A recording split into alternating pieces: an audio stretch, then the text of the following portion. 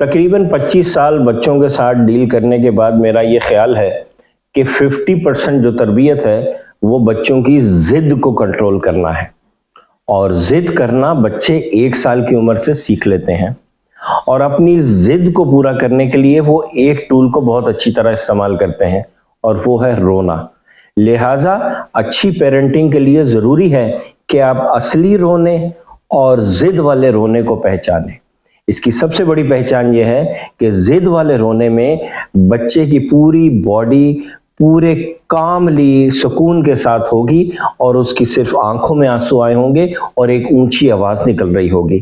اور اس کی دوسری پہچان یہ ہے کہ ضد والے رونے میں بچہ ادھر ادھر سب کی توجہ لینے کی کوشش کر رہا ہوگا.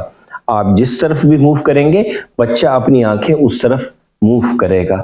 تو ضد والے رونے کو پہچانیں تاکہ آپ ضد کو کنٹرول کر سکیں.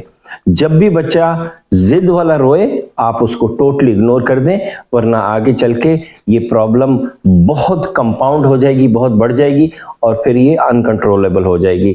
شکریہ.